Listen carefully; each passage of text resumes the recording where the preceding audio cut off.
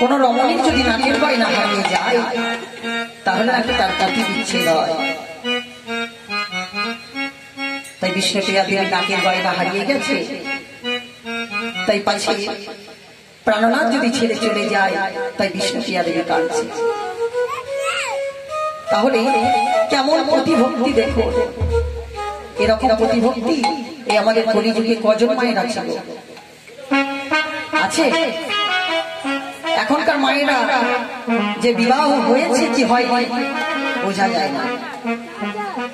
যে রমণীটির বিবাহ হয়েছে দেখবেন সে রমণীটিকে চিনতে পারা যায় না, এর বিবাহ হয়েছে কি হয়।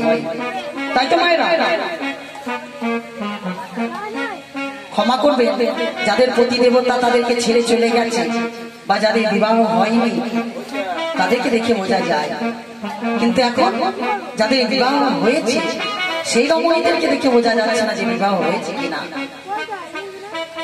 তা বুঝবো কেমন করে যে রমণীটির বিবাহ হয়েছে? এই হাতের শাখা পলা দেখে, হ্যাঁ মা, হাতের শাখা পলা দেখে বোঝা যায়। শাখাটি কি বলুন তো? শাখাটি হচ্ছে স্বচ্ছ পবিত্র। আস্তে মানে আমি স্বচ্ছ পবিত্র,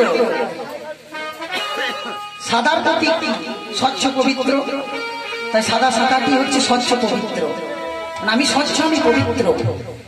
আর তার কোলে লাল কলাটি কেন পড়ে না? লাল কলাটি হচ্ছে একাগ্রতা, আমি একজনের হয়ে গেছি, আমি একজনের হয়ে গেছি। তা এখন মা দেখবেন স্বচ্ছ পবিত্র বটে, কেউ কেউ শাখা পড়ে থাকে কিন্তু কলাটি পড়ে না।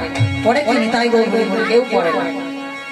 তাহলে বলছে আমি স্বচ্ছ পবিত্র কিন্তু আমি একজনের নয়, বলতে যদিও খারাপ লাগছে কিন্তু আমি একজনের নয়। আর সাদা শাখার কোলে যখন লাল কলাটি পড়বেন তখন স্বচ্ছ পবিত্র আমি একজনের হয়ে গেছি। আর সিঁদুরের কথা, সিঁদুর তো মা বোঝাই যায় না। এখনকার যে রমণীরা আছে দেখবেন চাকরি টাকরি করে বা একটু টাইট, তারা করে কি না চুলটিকে সরিয়ে এই ভিতরে একটু সিঁদুর দিয়ে চুলটিকে ঢাকা দিয়ে, পাছে বোঝা যায় না রাস্তাঘাটে চললে যে মেয়েটির বিবাহ হয়েছে কিনা। তা মা আস্তে চুপ করুন, বাবাদের অসুবিধা হচ্ছে, একটু ধৈর্য ধরে শ্রবণ করুন।